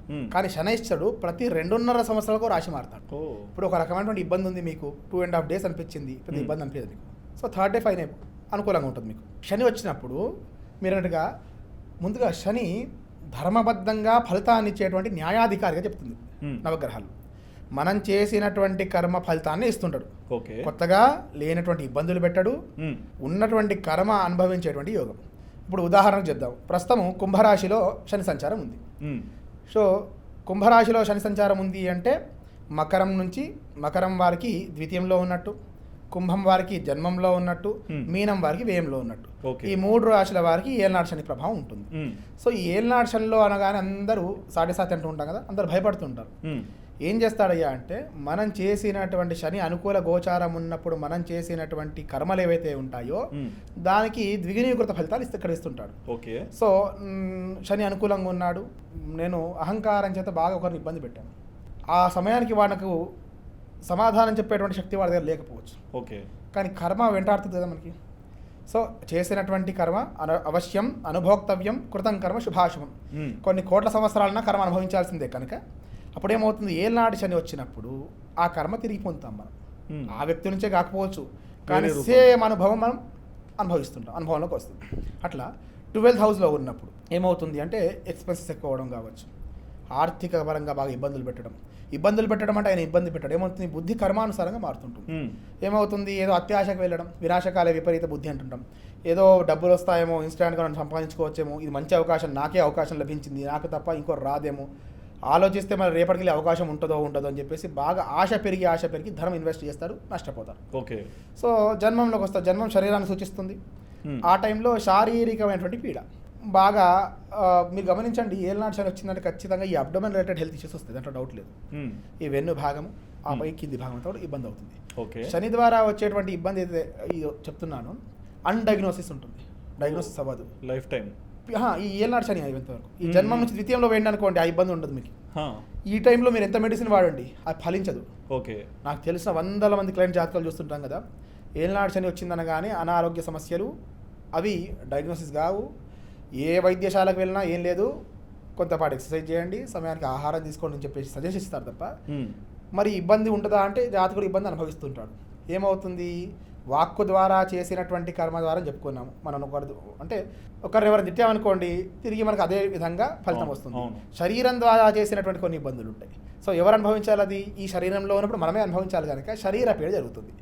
సో ఈ జన్మం నుంచి ద్వితీయంలో వెళ్ళినప్పుడు, ద్వితీయ స్థానం ధనము, వాక్కు, విత్తం, కుటుంబం అని చెప్పుకుంటాం. ఈ కుటుంబపరమైనటువంటి చిక్కులు వస్తాయి. కొందరు బాగా ఉత్సాహంగా ఇతరు వాడి కుటుంబం మీద పట్ల బాగా ఆసక్తి వహించి కొన్ని అనార్థాలకు దారితీస్తుంటారే, డిస్టర్బెన్స్ చేసే ప్రయత్నం చేస్తుంటారు. సో అటువంటివన్నీ కూడా మన కుటుంబంలో రిఫ్లెక్ట్ అవుతుంటాయి. వాక్కు, మాట చెప్పి ఇబ్బంది పెట్టే సందర్భాలు ఉంటాయి. వాక్కు ద్వారా బెదిరించడం కావచ్చు, లేదా ధనం తీసుకొని ఇవ్వకపోవడం కావచ్చు, ఇబ్బంది పెట్టడం కావచ్చు, వారు ధనపరంగా చిక్కుల్లో పడించేటువంటి చేయడం కావచ్చు. ఇవన్నీ కూడా సేమ్ మనకు 2nd హౌస్లో ఎప్పుడైతే శని ట్రాన్సిట్ అవుతుందో అవన్నీ కర్మ వెంటాడుతుంది. ఇక్కడ బాగా గుర్తుపెట్టుకోవాల్సినటువంటి విషయం ఏంటంటే, శని స్వతహాగా ఫలితాన్ని ఇవ్వలేడు, తన చేసినటువంటి కర్మ ఫలితాన్ని ఇస్తాడు, తన మూలాల్ని గుర్తు చేస్తుంటాడు. కానీ ఏమవుతుందంటే, మనము కలిఫలం కనుక శని చాలా డిసిప్లిన్గా ఉండాల్సినటువంటి గ్రహం, అంటే డిసిప్లిన్గా ఉంచేటువంటి గ్రహం అని చెప్పుకోవచ్చు. ఏమవుతుంది, పాపాలను ఏం చేయలేదండి అని చెప్పుకుంటాం. పాపాలంటే హత్య చేయాల్సిన అవసరం లేదు. పొద్దున సూర్యోదయ పూర్వం నిద్ర లేకపోవడం కూడా దోషమే. డిసిప్లిన్గా ఉంచేటువంటి గ్రహం ఎవరు, శనైశ్చరుడు, సాటర్న్. సో డిసిప్లిన్గా ఉండండి. మీరు చూడండి, ఏలనాడు శని వస్తే నిద్ర పట్టట్లేదండి అని చెప్తారు. మీరేం చేస్తారు శని అనుకూలంగా ఉన్నప్పుడు సమయం నిద్రపోరు 11, 12, 1 గంట, అవునా కదా? ఇప్పుడు early to rice early to bed makes a man healthy and right అని చెప్తారు. సో ఏమవుతుంది అంటే ఇక్కడ ఆరోగ్యం పాడడానికి రాజు కూడా చెప్తున్నాను నేను. సూర్యోదయ పూర్వం నిద్ర లేవడం, సూర్యాస్తమయం తర్వాత శీఘ్రంగా నిద్రపోవడం. ఆ టైంలో శని అనుకూలంగా ఉన్నప్పుడు విందులని విలాసాలని చెప్పి సమయం నిద్రపోరు. ఏలాంటి శని వస్తే నిద్ర పట్టనివ్వరు. ఓకే, అర్థమవుతుంది లాజిక్ నేను చెప్పింది. అర్థమైంది. సో చేసినటువంటి కర్మనే ఇప్పుడు నీకు ఇష్టం లేదనుకున్నాం కాబట్టి అదే ఫలితాన్ని ఇస్తున్నాను నీకు. అదే మీరు సూర్యోదయ పూర్వం వెళ్ళి ఇవ్వండి, ఏలాంటి శనిలో ఉండండి, మీ కర్మ ఫలితం సగం తగ్గిపోతుంది. ఓకే. రెండోది శారీరక పీడ అనుభవించారు కదా, వాకింగ్ చేయండి, శ్రమ చేయండి, వ్యవసాయ క్షేత్రంలో పనిచేయండి, గోసేవ చేయండి, శారీరాన్ని పీడించండి. ప్రత్యేకంగా ఏదో తెలియనటువంటి శక్తి మీ మీద ప్రభావం చూపించేదానికన్నా ఏళ్ళనాడు శని ఉన్నటువంటి వాళ్ళు ప్రతి శనివారం రోజు శనిహోరలో ఉదయం 6 to 7 మధ్యలో 2.5 kilometers నడవండి. ఓకే, ఆటోమేటిక్ 50% ఆఫ్ శని ప్రభావం తగ్గిపోతుంది, శరీరం పీడింపబడుతుంది. అవును కదా? సో ఇవన్నీ అంటే ప్రాక్టికల్గా చెప్పేటువంటి కొన్ని ఉదాహరణలు చెప్తున్నాను, రెమెడీ చెప్తున్నాను. ఇవి చేయడం వల్ల కూడా శని యొక్క ప్రభావం తగ్గుతుంది. సో ద్వితీయ స్థానంలో పోయినప్పుడు కుటుంబపరమైన చిక్కులు ఎందుకు వస్తుంటాయి? మనకి ఆసక్తి ఎక్కువ, పక్క వాడిపై విషయాలు మాట్లాడడం, ఎవరికి ఉచిత సలహాలు ఇవ్వడం. నేను ఉచిత సలహా ఇస్తా, పక్కన జరుగుతా, కానీ అదేమవుతుంది, విస్ఫోటనలాగా మారి కుటుంబంలో కలహాన్ని దాదిస్తుంది. ఓకే, ఇద్దరు దంపతులు ఉన్నారు, వారి విషయంలో మిత్రుడు షేర్ చేసుకున్నాడు, నచ్చ చెప్పడం పోయి మంచి చెప్పడం పోయి ఏం చేస్తాం, అట్లా కాదు నువ్వు ఈ డిసిషన్ తీసుకోను, అట్లా చేయాల్సింది ఇట్లా చేయాల్సింది, నీ స్టాండ్లో నువ్వు అని చెప్పేసి ఏదో సలహా ఇస్తాం. తాత్కాలికంగా నువ్వు ఇచ్చేది సలహానే కావచ్చు, వాడి జీవితాన్ని పాటు చేస్తుంది. ఓకే, సో సేమ్ మీకు రిఫ్లెక్ట్ కావాలి కదా కర్మ. సో ఈ సెకండ్ హౌస్లో వచ్చినప్పుడు ఆ ప్రభావం చేస్తుంది. తృతీయ స్థానంలో శని సంచారం స్టార్ట్ అయింది అనుకోండి, ఏళ్ళనాడు శని పూర్తవుతుంది. అప్పుడు గృహ నిర్మాణ యోగాలు ఇస్తాడు, స్థిరాస్తి ఇస్తాడు, ఇచ్చింది ఏదైనా లాంగ్ లాస్టింగ్ ఇస్తాడండి శని. థర్డ్ ఫేజ్లో ఓవరాల్గా కూడా. సో లాంగ్ లాస్టింగ్గా ఇచ్చేటువంటి గ్రహం, రాజయోగం కలిగించేటువంటి గ్రహం, ఉన్నటువంటి అధికారాన్ని లాంగ్ లాస్టింగ్గా ఇచ్చేటువంటి గ్రహం, సంబంధ బాంధవ్యాలని దృఢంగా ఉంచేటువంటి గ్రహంగా చెప్పుకోవచ్చు. సో మనం చేసినటువంటి కర్మని కర్మప్రదాతగా శని మన ఏళ్ళనాడు శనిలో వచ్చినప్పుడు అర్ధాశ్రమం థర్డ్ హౌస్లో మంచి సౌఖ్యాలు ఇస్తాడు. సో ఏళ్ళనాడు శని 7.5 years పీరియడ్ చూసుకొని పడాల్సినంత ఇబ్బందితో పడి ఈ థర్డ్ హౌస్లో మళ్ళీ టెస్ట్ చేస్తాడు 2.5 years. వీడు మారిండా, బుద్ధి మార్చుకుంటా, మళ్ళీ వీడి ప్రతాపం అట్లా చేస్తున్నాడు. మారుకుంటే 4th house అర్ధాశ్రమం వచ్చింది మళ్ళీ. ఓకే, అర్ధాశ్రమం శని అని భయపడుతుంటాం, సహజంగా చెప్పేటువంటి విషయం. సో అర్ధాశ్రమంలో పడాల్సిన ఇబ్బందులన్నీ కూడా చేసేటువంటి కర్మల్ని వెంటనే ఫలితం ఇచ్చేస్తాడు. మళ్ళీ 4th house అది 2.5 years. 4th house అయిపోతుంది. 5th, 6th అనుకూలమైనటువంటి స్థానాలు కావాల్సిన హైప్ ఇస్తుంటాడు. 6th కూడా మనం బుద్ధి మార్చుకోలేదు, 7th అవకాశం ఉంటుంది. 5th, 6th, 7th ఒక రకంగా న్యూట్రల్ అనుకూలమైనటువంటి స్థానాలు చెప్పుకోవచ్చు. ఇది అంటే మళ్ళీ 7.5 years టైం వచ్చింది చూడండి మనకి. 4th అర్ధాశ్రమం శని అయిపోయిన తర్వాత 2.5, 5th, 6th, 7th ఇక్కడ కూడా బుద్ధి మార్చుకొని సక్రమంగా డిసిప్లిన్గా లేకపోతే ఏమవుతుంది, అష్టమ శని వస్తుంది. అష్టమ శనిలో మృత్యు భీతి కలుగుతుంది, మృత్యు చూసినంత పని అవుతుంది, ప్రాణం పోతే గుర్తుపెట్టుకో. శని ప్రభావం ఏంటంటే ప్రాణం పోయినంత పని చేస్తారు, సమాజంలో గౌరవ మర్యాదలు పోతాయి. ఇందుచేత అంటే కూడా హేళన చేసి మాట్లాడితే ఆ తాత్కాలికంగా వాడికి ఇబ్బంది అనిపించవచ్చు, వాడి మనసు నొప్పించవచ్చు. సో సేమ్ రిఫ్లెక్ట్ అవుతుంది, సమాజంలో గౌరవ మర్యాదలు లేకుండా పోతాయి, కుటుంబ సౌఖ్యం లోపిస్తుంది, ఆర్థిక రుణాలు తీసుకొని లాంగ్ లాస్ట్ అంటే ఎక్కువ సమయం తీర్చడానికి పడుతుంది. ఓకే, అప్పులు. కుజుడు మళ్ళీ ఈ కాంబినేషన్స్ వెళ్తే కుజుడు ప్రభావం కూడా కొంత ఉంటుంది. శని ఏం చేస్తారంటే తీర్చేటువంటి యోగాన్ని ఇవ్వడు, ఆ కర్మని చాలా రోజుల పాటు అనుభవించేటువంటి యోగాన్ని ఇస్తుంటాడు. సో మంచైనా చెడైనా. అదే శని జాతకంలో బలంగా ఉన్నాడు అనుకోండి, విపరీత రాజయోగాలు ఇస్తుంటాడు. ఓకే, సో అవి కూడా లాంగ్ లాస్టింగ్ ఉంటాయి. అంటే ఇప్పుడు కొంతమందిని ఇప్పుడు మీరు అన్నట్లు చేసిన తప్పులకి ఫలితాలు అనుకోండి, ఇంకొంతమంది జెన్యున్గానే ఉన్నారనుకోండి, కొన్ని తప్పులు జనరల్గా జరుగుతున్నాయి అనుకోండి, ఈ టైంలో కూడా అదే ఫీల్ అవ్వాలా? అంటే మనం ఏం చేయకుండా ఇట్లా జరుగుతుందా అనే ఫీలింగ్ లేదు. సమాజంలో బాగా పేరు ప్రఖ్యాతులు ఉన్నటువంటి ఒక వ్యక్తిని తీసుకుందాం. మీ ఇంటి పక్కనే ఉన్నటువంటి సాధారణమైనటువంటి ఒక రైతు కావచ్చు, సాధారణ వ్యక్తి అంటే ఆ ఊరు మట్టుకు తప్ప బయట వారికి తెలియనటువంటి వ్యక్తిని ఉదాహరణ తీసుకుందాం. ఓకే, వీడు శని అనుకూలంగా ఉన్నప్పుడు చేసినటువంటి కర్మలు అయితే ఉంటాయో వీడు ఫలితం పొందాల్సిందే.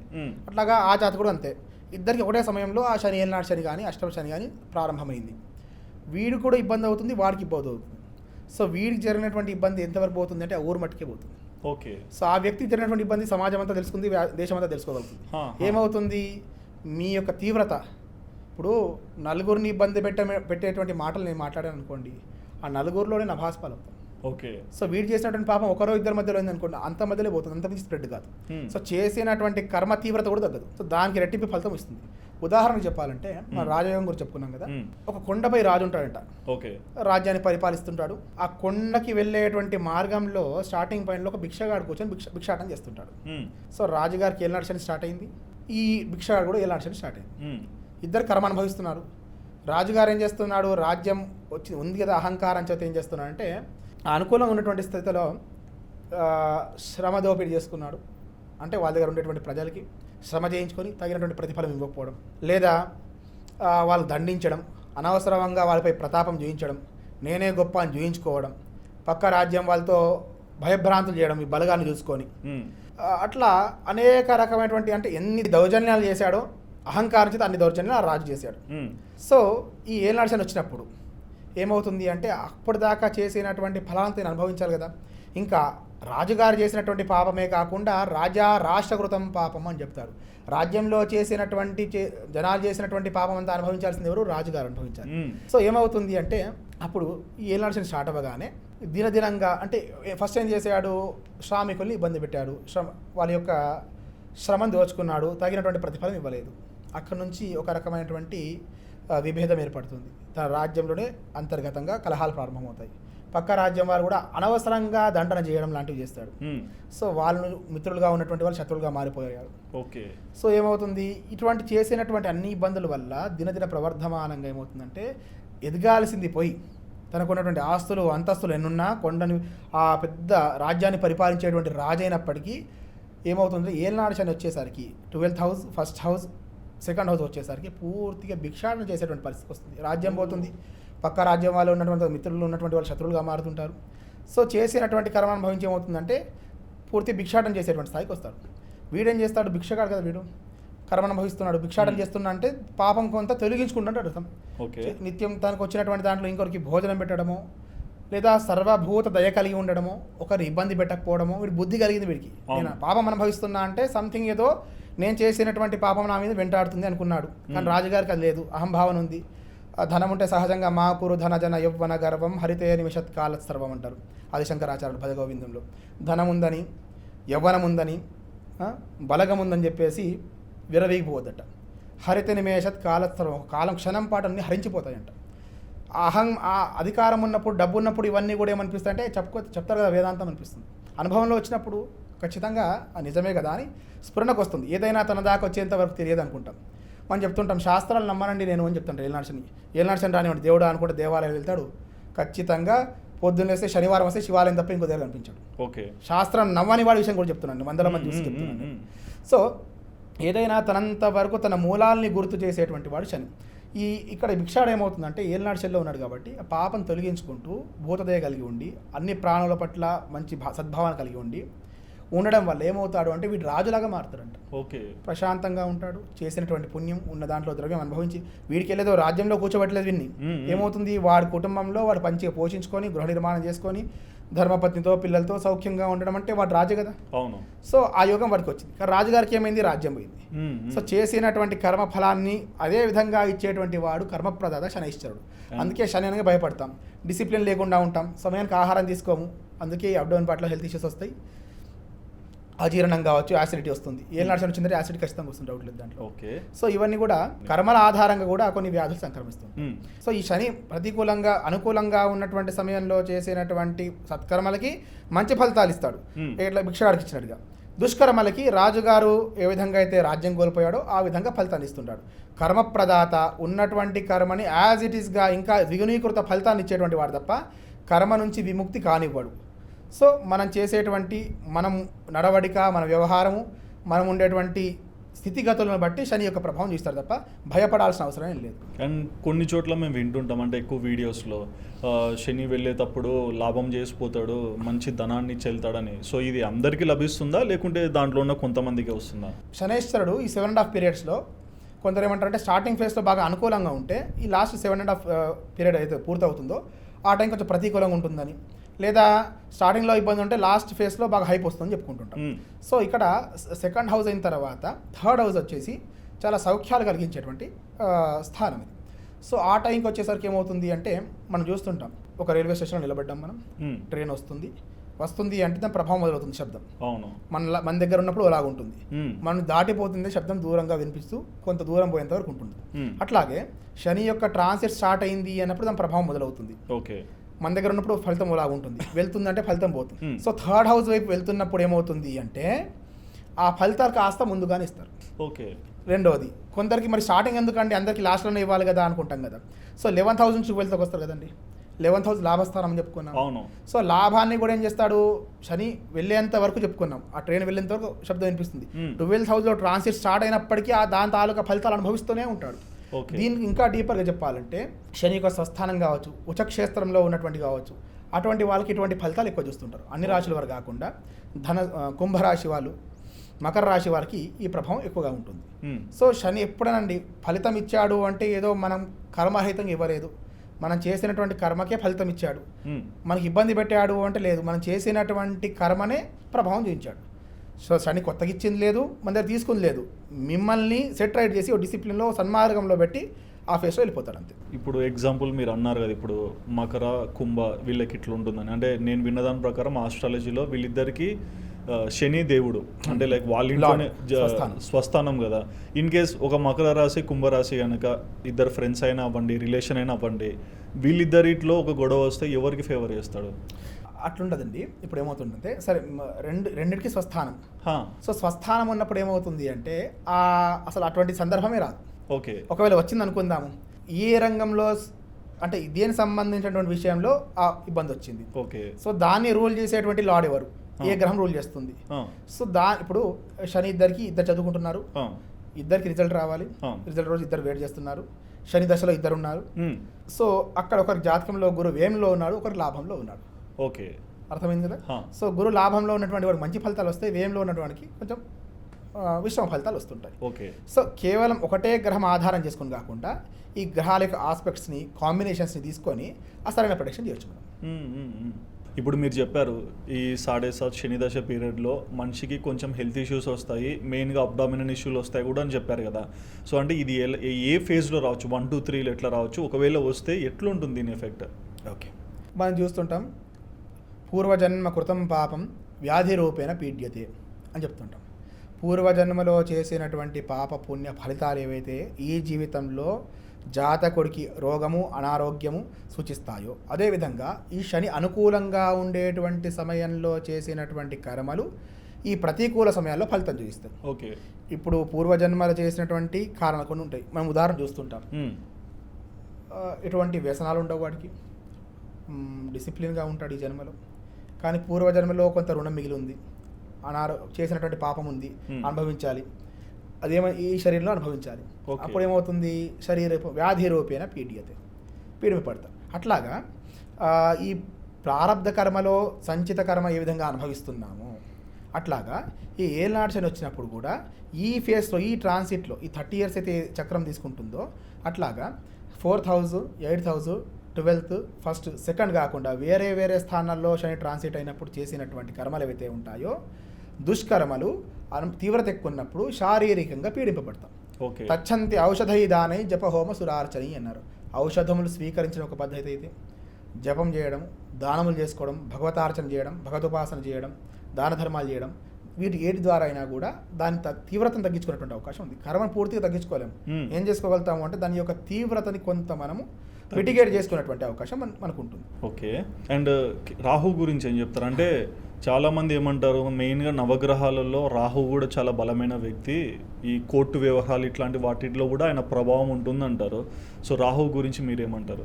రాజ్యాన్ని ప్రసాదించేటువంటి వాడు రాహు. సింపుల్గా చెప్పాలంటే శనితో పాటు రాహు రాజ్యాన్ని ఇస్తాడు.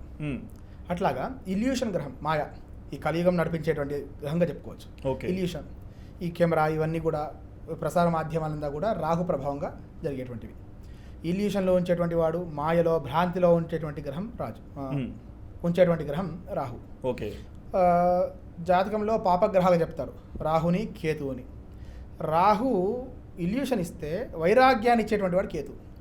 మీరు నవగ్రహాల్లో చూడండి, సర్పం యొక్క శిరస్సు భాగం, అంటే సర్పం తీసుకొని సగ భాగంలో విభజన చేస్తే శిరోభాగం అంతా కూడా రాహు కనిపిస్తుంది, ఈ తోక భాగం అంతా కూడా కేతు కనిపిస్తుంది. మీరు రాహు చూస్తే మనిషి యొక్క శరీరం కింద ఉండి అంటే పాము యొక్క శిరస్సు పైన రాహుకుంటుంది. అట్లా కేతువు తీసుకున్నప్పుడు మనిషి యొక్క ఆకారం పై నుండి కింద భాగం తోకుంటుంది. సో ఇక్కడ బాగా ఈ పాపగ్రహాలు చెప్తారు, మనం కాలసర్ప యోగము అని వింటుంటాం. సో ఇదేమవుతుందంటే పాపగ్రహ దృష్టి ఎప్పుడైతే శుభగ్రహం మీద పడుతుందో అక్కడ ఆ శుభగ్రహం న్యూట్రల్ అయిపోతుంది. ఓకే, చెడ్డవాడు చూడండి, మీరు ఇద్దరు చెడ్డవాళ్ళు ఉన్నారు, ఇద్దరు మంచి వాళ్ళు ఉన్నారు. చెడ్డవాడు ప్రతిరోజు వాడు వ్యసనాలకు అలవాటు అవుతున్నాడు, వాడు పిచ్చి పనులు చేస్తున్నాడు, వాళ్ళని అటువైపు లాగే ప్రయత్నం చేస్తున్నాడు. సో ఏదో రోజు వాడు ఇన్ఫ్లుయెన్స్ చేస్తాడు. చెడ్డవాడి బలం ఎక్కువ, మంచివాడు జ్ఞానం ఎక్కువ. కానీ ఏం చేస్తారంటే ఏదో క్షణంలో చంద్రుడు బలహీనంగా ఉన్నప్పుడు, మానసిక అంటే స్థితి సరిగ్గా లేనప్పుడు ఏదో అటువైపు వెళ్ళేటువంటి స్థితి ఉంటుంది. సో ఏమవుతుంది అంటే ఈ పాపగ్రహాల ప్రభావం ఏ గ్రహం మీద పడుతుందో, దృష్టి ఎవరి మీద పడుతుందో ఆ గ్రహం అంతా కూడా బలహీనపడుతుంది. ఉదాహరణ చెప్దాం, రాహుతో పాటు గురువు ఉన్నాడు, గురు చండాల యోగము అంటారు. సో గురు చండాల యోగంలో ఏమవుతుంది, గురు విద్యాకారకుడు, మేధాశక్తి కారకుడు, ఉన్నత విద్యలు ఇచ్చేటువంటి వాడు, విద్యాపరంగా చిక్కులు వస్తాయి వాడికి. ఇంత ప్రకాశవంతమైనటువంటి వెలిగేటువంటి సూర్యగ్రహం అయితే ఉంటుందో, అంతరిక్షంలో నుంచి ఇంత మన భూమి దాకా వెలుగునిచ్చేటువంటి గ్రహం, గ్రహణం పట్టినప్పుడు ఏమవుతుందండి, భూమి అంతా చీకటిగా మారిపోతుంది. అంత శక్తివంతమైనటువంటి గ్రహం రాహు. సో రాజ్యం ఇచ్చిన అదే విధంగా ఇస్తాడు. సేమ్ టైం ఏమవుతుందంటే రాహు కేతు గ్రహాలన్నీ కూడా సవ్య దిశలో తిరిగితే రాహు కేతు అపసవ్య దిశలో తిరుగుతుంటాయి. ఆపోజిట్ డైరెక్షన్లో తిరుగుతుంటాయి. సో ఏమవుతాయి అంటే ఇప్పుడు రాహు ఫస్ట్ హౌస్లో ఉంటే కేతు 7th హౌస్లో ఉంటారు. ఎగ్జాక్ట్ 180 degrees అపోజిట్లో ఉంటాయి. సో ఈ మధ్యలో ఏవైనా గ్రహాలు పడి ఉంటే సో అవన్నీ కూడా కాలసర్పయోగంగా చెప్పబడతాయి. సో 12 రకాల కాలసర్ప యోగాలు చెప్పబడతాయి. ఫస్ట్ హౌస్లో రాహు, 7th హౌస్లో కేతు, సెకండ్ హౌస్లో రాహు, 8th హౌస్లో కేతు. ఇట్లా ఈ ద్వాదశ రాశుల్లో సంచారం చేస్తున్నప్పుడు అయితే ముఖ్యంగా చూడవలసింది ఏంటంటే ఈ రాహు కేతు మధ్యలో ఉన్నటువంటి గ్రహాలు ఏమిటి, ఆ గ్రహాలన్నీ కూడా ఈ గ్రహం ఇన్ఫ్లుయెన్స్లో ఉంటాయి. రాహు కేతు గణాలని చెప్తారు, గ్రహాల కన్నా రాహుకేతు గణాలని ఛాయాగ్రహాలు చెప్తాం. సో వీటి ఇన్ఫ్లుయెన్స్ ఎక్కువ ఉంటుంది. రాహు గ్యామ్లింగ్కి మంచి ఫలితాన్ని ఇస్తుంటాడు. అనుకూలంగా రాహు ఒకవేళ జాతకంలో అనుకూలంగా ఉంటే లాటరీస్ కావచ్చు, అంటే ఊహించినటువంటి ధన యోగం ఉంటుంది, అదృష్టం, దాంట్లో డౌటే లేదు. ఇంకా వాడు 100 నంబర్లు వేయండి, రాహు అనుకూలంగా వాడు ఒక నంబర్ పెడితే ఆ డబ్బులు వచ్చేస్తాడు, ఎంత కావాలని తోచేస్తుంది. అదే ప్రతికూలం ఉందనుకోండి, వీడు పోగొట్టుకున్నంత దాంట్లో ఎవడు పోగొట్టుకో, కొందరు లేకుంటే క్లీన్, అంతే కదా. అనుకూలంగా ఉంటే మంచి ఫలితము, ప్రతికూలంగా ఉంటే తందు ఫలితం. ఇంకా కేతుకు రండి, కేతుకు వచ్చేసరికి ఏమవుతుంది, కేతు పరమ వైరాగ్యకారకుడు. కేతు వృత్తి చూస్తుంటే దేశ రక్షణ చేసేటువంటి మిలిటరీ వాళ్ళు, సన్యాసులు, కేతుగ్రహ ప్రభావితం వాళ్ళు ఉంటారు. మహా అజ్ఞానం చెప్పుకోవాలి, మంచి డెడికేషన్ ఉన్నటువంటి వాళ్ళు, స్పిరిచువల్గా డిసిప్లిన్గా బాగా ఎన్లైట్ అయినటువంటి వాళ్ళు, కేతు గ్రహ ప్రభావం ఉన్నటువంటి వాళ్ళు. ఇంకా కేతు దశ వచ్చింది అనుకోండి, లేదా కేతు జన్మంలో ఉందనుకోండి, పరమ ధార్మిక మార్గంలో నడుస్తుంటాడు. అంటే భక్తి, పూర్తి భక్తి, ఒకరికి అన్ని భూతాలు. జన్మంలో ఉన్న కేతు దశ ప్రారంభమైన కేతు లాభస్థానంలో ఉన్న మంచి జ్ఞానం కలిగి ఉంటాడు, మంచి అనాలిటికల్ స్కిల్ కలిగి ఉంటాడు, ప్రతి విషయాన్ని చాలా లోతుగా పరిశీలించేటువంటి జ్ఞానం కలిగి ఉంటాడు. మీరు చూడండి, కేతుగ్రహ ప్రభావితం ఉన్నటువంటి వాళ్ళు సన్యాసంలో ఉండడం కావచ్చు, లేదా మిలిటరీలో సర్వ్ చేయడం కావచ్చు, దేశ రక్షణ చేయడం కోసం కావచ్చు, తనకన్నా ఎక్కువ దేశ రక్షణ కోసం, ధర్మ రక్షణ కోసం పరితపించేటువంటి వాళ్ళు ఉంటారు. సమాజానికి మనకు అంటూ కాంట్రిబ్యూట్ చేద్దామనేటువంటి ఆలోచన ఉన్నటువంటి వాళ్ళు కేతుగ్రహ ప్రభావంతో ఉంటారు. రాహు ఎంత మాయలో ఉంచుతాడు, రాహు చాలా రిలేషన్షిప్ ఇస్తాడు, multiple relationships at a time manage చేసేటువంటి యోగం ఇస్తాడు. కేతు ఉన్న రిలేషన్స్ వదిలిపెట్టి ఇహలోకంలో ఉన్నటువంటి సౌఖ్యాలను వదిలిపెట్టేసి మీరు అన్నట్టుగా సోలోగా ఉండి, అంటే జన్మగల కారణం ఏమిటి, మనం ఎందుకు భూమి మీదకి వచ్చాము, ఆ విషయాన్ని తెలుసుకొని సమాజాన్ని ఉద్ధరించేటువంటి పనులే చేస్తుంటాడు. రాహు ఏం చేస్తాడు, ఈ సంసార చక్రంలో పడే పనులు చేస్తుంటాడు. So Rahu Ketu quiet opposite. ఈ రాహుకేతు మధ్యలో ఉండేటువంటి మిగతా గ్రహాలు 7 గ్రహాలు అయితే ఉంటాయో అవి ఈ మధ్యలో పడితే దానికి కాలసర్పయోగము అంటాం. దానివల్ల అనేక అనార్థాలు జరుగుతాయి, కొందరికి అనుకూలంగా ఉంటాయి. ఆయా స్థానాల్లో జాతకంలో, వ్యక్తిగత జాతకంలో ఆయా స్థానాల్లో ఉన్న దాన్ని బట్టి దాన్ని నిర్ణయం చేసుకోవచ్చు. మనం వింటుంటాం కాలసర్ప, ఇంకా ముఖ్యంగా కాలసర్పదోష ప్రభావం ఉన్నటువంటి వాళ్ళకి కళలో పాములు కనిపిస్తుంటాయి, బాగా స్వప్న దర్శనం జరుగుతుంది. చాలా మంది అనుభవంలోకి వస్తున్నటువంటి విషయం. సర్పదోషం ఉంది అంటే దాని తీవ్రత పెరిగిందంటే స్వప్నంలో పాము కనిపించడు. మనం నివాసం ఉండేటువంటి ప్రదేశంలో పాములు కనిపించడు. మనం మార్గ మధ్యంలో వెళ్తుంటే మనం వెహికల్ దగ్గరలో పాములు కనిపించడు, అంటే సర్ప భీతి కనిపడం. అంతెందుకంటే టీవీలో సర్ప సంబంధించినటువంటి వీడియో చూస్తున్నారు అనుకోండి, సర్పదోషం ఉన్నవాడు కూర్చోబెట్టండి, లేనివాడు కూర్చోబెట్టి వీడు వణికిపోతాడు దాన్ని చూస్తే. సో ఆ భీతి ఉంటుంది. ఇది ఎందుకు వస్తుంది, మన పూర్వీకులు ఎవరైనా పాముని చంపమని ప్రేరేపించినప్పుడు, లేదా పితృకర్మలు సరిగ్గా చెయ్యనప్పుడు, శనితో కేతు ఉన్నా, శనితో రాహు ఉన్నా ఈ పితృదోషంగా చెప్పబడుతుంది. అంటే ఇవన్నీ కూడా గ్రహాలు చెప్పేటువంటి ఏవైనా మనం చేసినటువంటి కర్మానికి ప్రతీకగా చూస్తుంటాయి. ప్లానెట్స్ ఏం చేస్తా అంటే వాటిని ఇండికేట్ చేస్తుంటాయి అయితే తప్ప పెద్దగా వాటి ప్రభావం ఏమి ఉండదు. అంటే ఇప్పుడు మీరు చెప్తున్నారు అంటే పితృదోషం ఉంటే లేకుంటే ఏదైనా కర్మలు ఉంటే పాములు ఇలా కనిపిస్తుంటాయని. కొంతమంది వాటికి వెళ్ళి పూజలు చేసుకొని ఉండొచ్చు, మళ్ళీ కూడా కనిపిస్తే ఇప్పుడు చేసినటువంటి కర్మ ఎంత బలం ఉందో లేదు. ఓకే, ఒక రోజు నమస్కారం చేసి సరిపోదు. ఇప్పుడు ఏది కాలసర్ప దోషాలు కూడా అందరూ ఒకసారి చేసామండి రాహుకాలంలో నది స్నానం చేసాం అక్కడ పూజ చేసుకున్నాం సరిపోయింది అనుకుంటాం. ఒక పూట ఆహారం తింటే తాత్కాలిక ఉపశమనం లభిస్తుంది. శరీర పుష్టి కావాలనుకుందాం, ప్రతిరోజు సమయం తప్పకుండా తింటూ ఉండాలి. అట్లాగా సమయం తప్పకుండా చేసేటువంటి కుయదోషం రెమెడీస్ కావచ్చు, కాలసర్పం రెమెడీస్ కావచ్చు మంచి ఫలితాన్ని ఇస్తాయి. చేసినంతసేపు తాత్కాలిక ఉపశమనం లభిస్తుంది. చేసిన తర్వాత ఇప్పుడు చెప్తుంటారు కాలసర్ప దోషం జగన్ ఉద్యోగం వచ్చిందండి, వివాహం అయిపోయిందని చెప్తారు. మళ్ళీ ఏమవుతుంది, కాలసర్ప దోషం అనేటువంటి భాగ్యం లోపిస్తుంటుంది. వివాహంలో కొంత ఇల్యూషన్ వల్ల నిర్ణయం తీసుకోలేకపోవడం, తీసుకున్న నిర్ణయం వ్యతిరేకంగా ఉండడం. ఓకే, సేమ్ టైం సంతాన సంబంధి ఇబ్బందులు వస్తుంటాయి. పంచమంలో రాహు ఉన్న లేదా రాహు దృష్టి ఉన్న గర్భస్థానం మీద నీటి బుడగలు రావడం, మిస్క్యారీ అవ్వడం కావచ్చు, లేదా ఉద్దేశపూర్వకంగా అబార్షన్లు చేసుకున్నటువంటి వాళ్ళ జాతకంలో కూడా సర్పదోష ప్రభావం కనిపిస్తుంది. సో చేసినటువంటి ఇప్పుడు అబార్షన్ చేసుకోవడం అంటే ఒక ప్రాణాన్ని తీసినట్టే. అవును. సో ఎంత బలమైన కర్మని ఒకరోజు పూజ చేసుకుంటే సరిపోతుందా, ఒకరోజు పరిహారం చేసుకుంటే సరిపోతుందా? సో దాని తీవ్రతకి తగినటువంటి పరిహారం చేసుకోగలిగారు. ఓకే, ఇప్పుడు శని పీరియడ్ అయిపోయినాక నేను చూస్తున్నాను కొంతమంది చెప్తున్నారు శని అయిపోతేనే నెక్స్ట్ బుధుడు, గురువు, శుక్రుడు, రాహు, కేతు ఇట్లా సీక్వెన్స్ వస్తాయంట కదా. సో ఈ సీక్వెన్స్ టైం పీరియడ్ ఎట్లా ఉంటుంది? ముందుగా మనం సూర్యుడి నుంచి తీసుకుంటే సూర్యుడు 6 సంవత్సరాలండి, 6 దశ. మనం గ్రహ జపాలు చేసినా సూర్యునికి 6000 సంఖ్య జపం చేస్తుంటాం. చంద్రుడికి 10 సంవత్సరాలు. So 6 years + 10 16 years. ఆ తర్వాత కుజుడు 7 సంవత్సరాలు. ఆ తర్వాత రాహు 18 సంవత్సరాలు. రాహు తర్వాత బృహస్పతి 16 సంవత్సరాలు. శనైశ్వరుడు 19 సంవత్సరాలు. శుక్రుడు 20 సంవత్సరాలు. బుధుడు 17 సంవత్సరాలు. కేతు 7 సంవత్సరాలు. ఈ వింశోత్తర దశలో 120 సంవత్సరాలు ఉంటాయి. Okay, 120 years. పూర్వకాలంలో మన పూర్వీకులు రాసినటువంటి ఆయుర్దాయం ప్రకారంగా 120 సంవత్సరాలు. మరి శతమానం భవితాన్ని జీవిస్తారేమిటండి అనేటువంటి సందేహం రావచ్చు. 100 సంవత్సరాలు బ్రతకమని చెప్తారు కదా, మిగతా 20 సంవత్సరాలు బ్రతకకూడదానా అంటే అష్టదరిద్రాల్లో దరిద్రం ముసలితనంగా చెప్పబడుతుంది. సో ఆ 20 years ఫేస్ ఏది ఉంటుందో మనం పీడ అనుభవించాల్సిన శరీరం. ఓకే, శరీరం సహకరించదు, ఏం చేయలేం, కర్మలు చేయలేం. సో 100 నిరోగత శతాయుషి అని చెప్తారు. అంటే ఏం కోరుకోవాలి అంటే భగవంతుని కూడా అనాయాసేన మరణం, వినాదైన్యన జీవితం, ఆయాసం లేకుండా మరణం ప్రాప్తించు, ఇంకో దగ్గర చేయి చాచినటువంటి బ్రతుకు నీవు. అష్టైశ్వర్యం అవసరం లేదు, ఎంత ఐశ్వర్యం ఉండి ఇంకో దగ్గర వెళ్ళి చేయి చాస్తే ఉపయోగం ఉంది. సో ఇవి 120 సంవత్సరాల్లో 20 సంవత్సరాల దశ ఏదైతే ఉంటుందో అది పూర్తి ముసలితనానికి కేటాయింపబడింది. బాల్యం, యవనం, కౌమారంతో. సో 100 సంవత్సరాలు జీవిస్తే సంపూర్ణ ఆయుష్ అని చెప్తారు. సో గ్రహాల మట్టు సూచించేటువంటి వింశోత్తర దశ 120 years ఉంటుంది. జాతకాలు లేవనుకోండి కొంతమందికి, ఎప్పుడు పుట్టినామో ఎప్పుడు వచ్చామో తెలీదు, మరి అలాంటి వాళ్ళ జాతకాలు మీరు ఎలా డిసైడ్ చేస్తారు? జ్యోతిష్ శాస్త్రంలో ప్రశ్నాశాస్త్రం ఉంటుంది.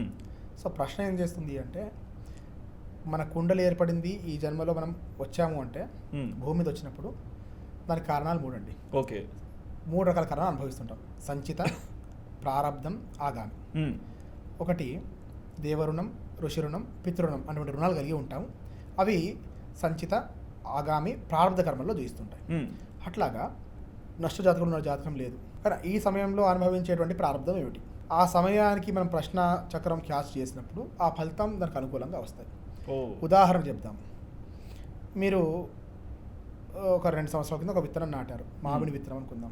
సేమ్ టైంలో ఒక టమాటా విత్తనం కూడా వేశారు. సో కర్మ చేశారని అనుకుందాం అక్కడ. సో 10 ఏళ్ల తర్వాత వెళ్ళి చూసినప్పుడు మామిడి చెట్లు ఫలిస్తాయి, ఫలం అప్పుడు వస్తుంది. సో మీ జాతకంలో మీరు చేసినటువంటి కర్మ ఈ ప్రశ్న చార్ట్ ఇండికేట్ చేస్తుంది. సో నెక్స్ట్ 6 years పూర్తయిన చెట్టు పెట్టి నెక్స్ట్ 4 yearsలో మీరు ఫలాలు అనుభవించబోతున్నారు అని చెప్తాను నేను. ఇంకో కర్మ కూడా చేశారు, టమాటా మొక్క నాటారు అనుకుందాం, అది 45 daysకి క్రాప్ వచ్చింది. సో ఆ కర్మ అనుభవించేశారు. సో చేసినటువంటి పాప పుణ్య ఫలాల కర్మలు ఏవైతే ఉంటాయో ఏ సమయంలో పక్వానికి వస్తున్నాయో అది కర్మ మన హొరారిదాగా తెలుసుకోవచ్చు. ఓకే, అంటే స్పెసిఫిక్ క్వేరీ ఉన్నప్పుడు ఆ సమయంలో వాడి మానసిక స్థితి బట్టి ప్రశ్నలు అనేక రకాలుగా ఉన్నాయి. సో ప్రశ్న చాట్ చేసి ముందు అనుభవించేటువంటి యోగాలు ఎటువంటివి, అనుకూలంగా ఉన్నాయా, ప్రతికూలంగా ఉన్నాయా, ప్రతికూలంగా ఉంటే ఎన్ని రోజులు ప్రతికూలంగా ఉంటాయి, అనుకూలమైనటువంటి దశ ఎన్ని రోజుల పాటు ఉంది. ప్రశ్న ఆ సమయానికి పక్వానికి వచ్చేటువంటి చెప్తుంది. జాతకము నువ్వు పుట్టిన సమయానికి ఇది ఉంది, ఇండికేట్ ఈ ప్రయాణం అంతా ఈ విధంగా సాగనుంది అని చెప్తుంది. కానీ ప్రశ్నలో ఈ సమయంలో ఇది అనుభవించున్నాం, Okay. మీరు ఇంకా జాతక పరిశీలన కన్నా ప్రశ్న పరిశీలన చేస్తేనే అక్యూరేట్ ఫలితం వస్తుంది. పుట్టిన సమయానికి జాతకంలో దోషం ఉంది, 15 సంవత్సరం మృత్యు దోషం ఉంది, 18వ సంవత్సరం వాడు బతికే ఉన్నాడు, ఆరోగ్యంగా ఉన్నాడు. ఏమిటి అంటే ఈ సమయంలో వాడు కర్మ చేశాడు, సత్కర్మలు చేశాడు, దాన ధర్మాలు చేశాడు, యజ్ఞయాగాదులు చేశాడు. దానివల్ల అపమృత్యు దోషం తొలగిపోయింది. మృత్యుకి ఎవరు అతిథులు గారు, కానీ అపమృత్యుని తొలగించేటువంటి యోగం ఉంటుంది. శివార్చన చేశాడు, క్షేత్రంలో శివార్చన, పురాతన దేవాలయం శివార్చన చేయడం కూడా అపమృత్యు దోషాన్ని పోగొడుతుంది. కానీ ప్రశ్న ఏం చెప్తుంది, ఆ మృత్యు దోషం పోవడం గల కారణం ఏమిటి చెప్పగలుగుతుంది. ఇప్పుడు జన్మ సమయంలో ఏర్పడిన కుండలి మార్చలేము మనం, ఆ గ్రహాలు పొజిషన్స్ అని అట్లాగే ఉంటాయి, కుండలి మారుతూ ఉంటాయి. ఇది ప్రశ్న చాట్లో. సో ఆ సమయంలో వీడు బ్రతికే ఉండాలంటే కారణం ఏమిటి అంటే ఈ కర్మలు వాడు చేసుకోగలిగాడు కాబట్టి సజీవంగా ఉన్నాడు. సో వాడిని లాంగివిటీ డిసైడ్ చేయొచ్చు, ఆరోగ్యం చెప్పవచ్చు, చేసేటువంటి వృత్తి చెప్పవచ్చు, వ్యవహారం పరంగా చెప్పుకోవచ్చు, దాంపత్యం చెప్పవచ్చు. సో ఆ సమయానికి అనుభవించాల్సినటువంటివి ఇవన్నీ కూడా ప్రశ్న ద్వారా చెప్పవచ్చు. సో వైదిక జ్యోతిషంలో చాలా వరకు శాస్త్రాలు డీపర్ అనాలిసిస్ ఇస్తాయి. సో చదివి ఆ చూసి ఓపికగా చెప్పేటువంటి పండితులు కావాలండి. So thank you so much అండి. చాలా విషయాలు అయితే చాలా స్పష్టంగా అయితే వివరించారు. గ్రహాలు కానీ రాసులు కానీ వాటికి ఉన్న స్ట్రెంగ్త్ ఏంటి, వీక్నెస్ ఏంటి, ఎలాంటి ప్రభావం ఎప్పుడు ఎలాంటి సమయంలో జరుగుతుందో చాలా నీట్గా అయితే చెప్పారు. సో చూస్తున్నారు కదండి, మీకు కూడా ఏమైనా డౌట్స్ ఉన్నా మీరు ఏమైనా సంప్రదించాలనుకుంటున్నాను సరే ఈ వీడియోలో కాంటాక్ట్ నెంబర్ కనిపిస్తుంది కదా, సో మీరు డైరెక్ట్గా వాళ్ళని అప్రోచ్ అవ్వచ్చు. అండ్ మీకు ఇంటర్వ్యూ చూసాక మీ మనసులో ఏమైనా క్వశ్చన్స్ ఉన్నాయా తప్పకుండా మీ డౌట్ని కమెంట్ సెక్షన్లో మెన్షన్ చేయండి. And please do subscribe our channel Sudheer talks for more updates. Thank you.